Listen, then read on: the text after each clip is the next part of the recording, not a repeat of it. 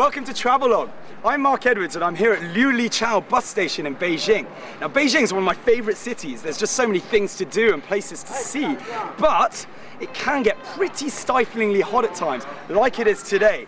Now I've heard of a place where emperors and empresses used to go away for the weekend or even for a bit longer to get away from the Beijing heat. So we're going to go and check it out. It's a place called Cheng'de. It takes 4 hours, I've been told, by bus. You can also get there by train, but let's get ready for a little royal getaway. The imperial town of Cheng'de is situated in Hebei province, about 250 kilometers northeast of Beijing. Unusually, it's actually quicker to get to Cheng'de by car or bus than it is by train. If you take the new direct highway, the journey can be made in around 4 hours. As for the bus, you can catch one from either Sehui, Xijimen, Dongzhimen or Liulichao bus stations. Well, finally made it to Cheng'de. It's taken us about 4.5 hours, pretty swift road. And do note that it is significantly colder in Cheng'de, even though it's just a couple of hours northeast of Beijing. Anyway, I'm going to go and get our royal getaway going. Let's go.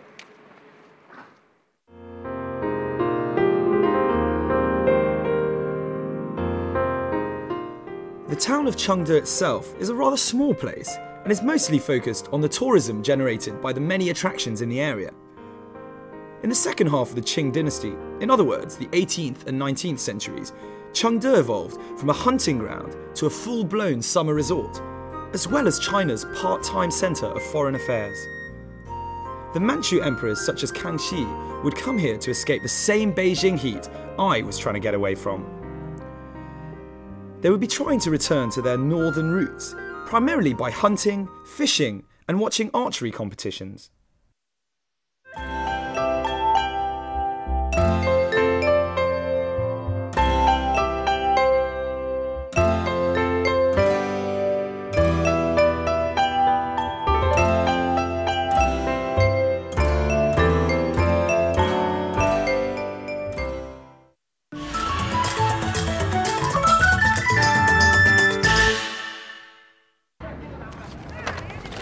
Right, so I've arrived at the Bishu Jiangzhuang, which literally means escape the heat mountain resort. Now this is the must-see attraction in Cheng'de. It is vast. If you've ever been to the Summer Palace in Beijing, it is way bigger than the Summer Palace. So spend at least one day here. It's got 300 years of history. I'm going to go and buy a ticket. I'll be right back.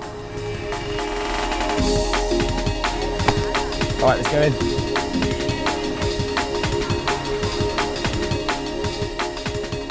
The Bishu Jiangzhuang comprises 4 distinct parts: the palace, lake, plain and mountain area.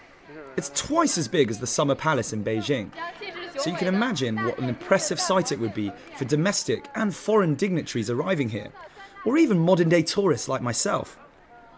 Ever wanted to feel like an emperor and stroll around his playground? Well then this place is it. This is the main hall of the mountain resort. Name is the Frugality and Placidity. It was built in 1711. Just one quick question. It seems very plain, or like one-coloured, considering it's like a royal palace. Why is that? Yes, very simple, no colors. I think this is because the Emperor Kangxi want to respect the leaders of a minority nationality, because they build a lot of temples splendid around the mountain resort.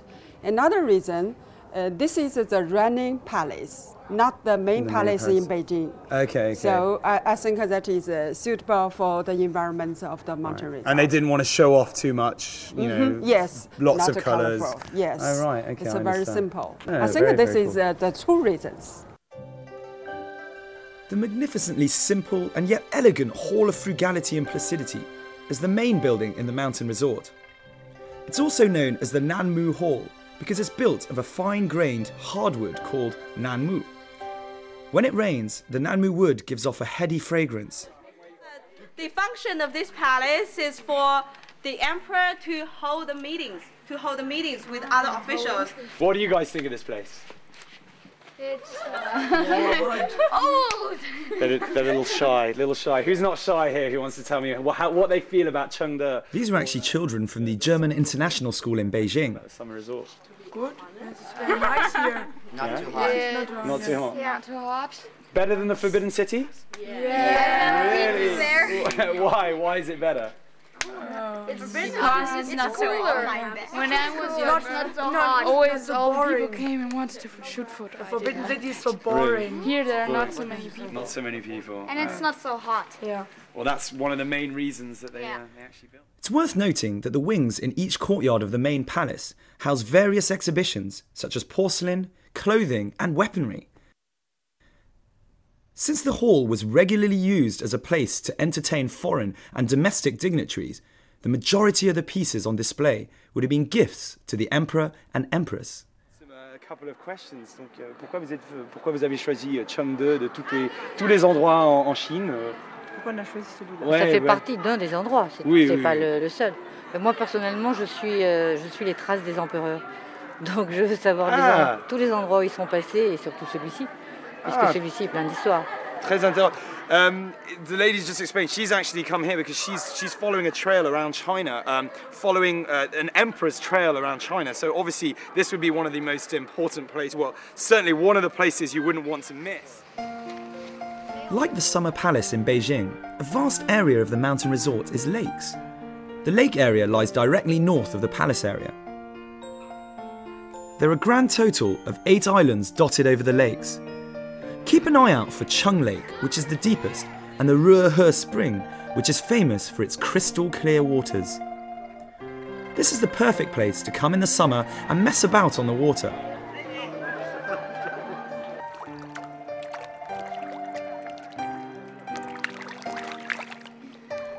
By the way, many of the scenic spots surrounding the lake area were copied from famous landscape gardens in southern China.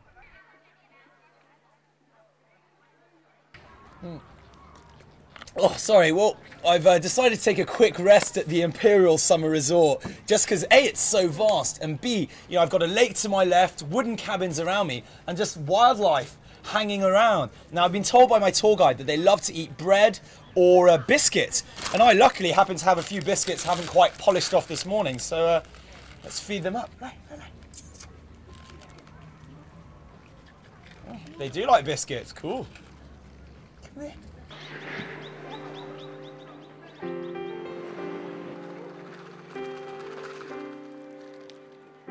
Thanks to the fantastic surroundings and the wildlife roaming freely through the grounds, you really do feel at one with nature here.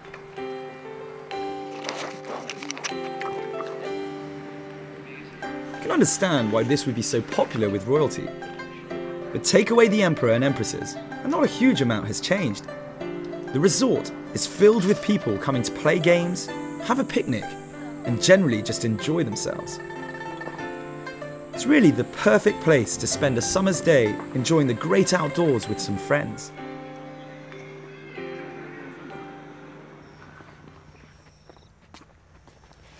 Right, well, you might think that we've arrived in Mongolia at the moment, but we are actually still in the summer resort. This is the place during the Qing dynasty where the emperor would welcome his friends and the people that worked underneath him to eat with him, play, generally just have a really good time. Now, these days, you can come here and do the same, but above all, this is a hotel. So you can come and stay in one of these wonderful yurts for 480 kwai per night, and that's 2 people can stay in there.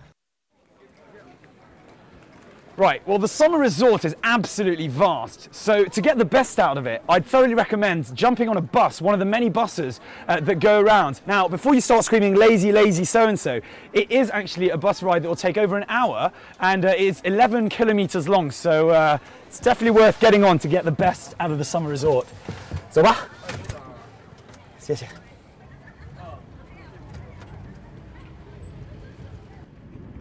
I'd say it's almost essential to take one of these little buses if you really want to get the most out of the summer resort.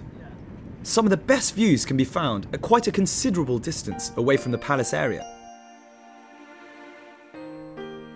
The drivers stop at all the scenic spots, and you can take your time wandering about, snapping away with your camera. The resort seems to be designed rather like China itself, with Mongolian grasslands to the east, mountains to the west, and lakes to the south. It's quite surreal to be strolling around on the walls surrounding the resort, which has a bit more than just a hint of the Great Wall about it. Add to this the views. On the one side, you seem to be looking at one of Tibet's must-see sights, the Potala Palace, and on the other, magnificent countryside.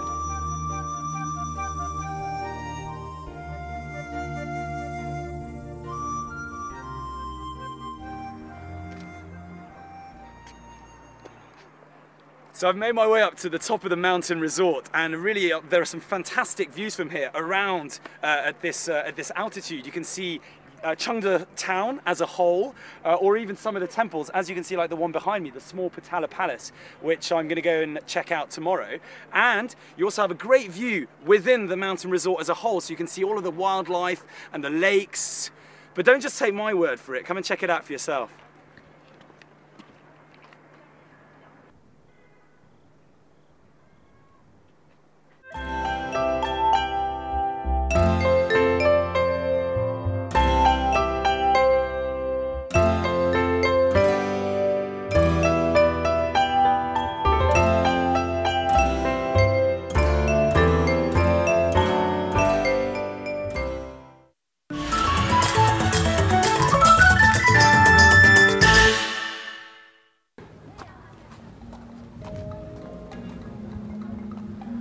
Puning Temple is one of the famous 8 outer temples in Cheng'de city. There were once 12 temples, but today only 8 remain open to visitors. The temples were built as a way of showing respect for ethnic minorities. So you could say that they were built more for diplomatic reasons rather than spiritual ones. Not that this should take anything away from them whatsoever.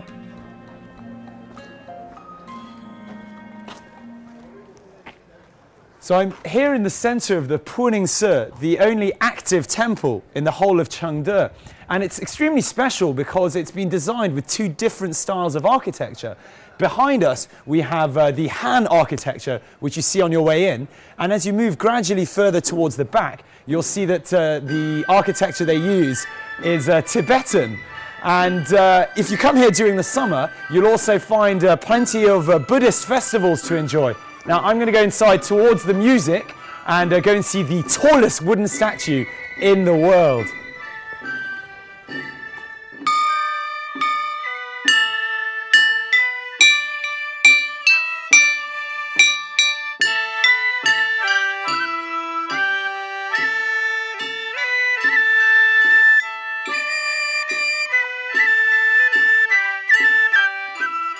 Puning Temple is also known as the Temple of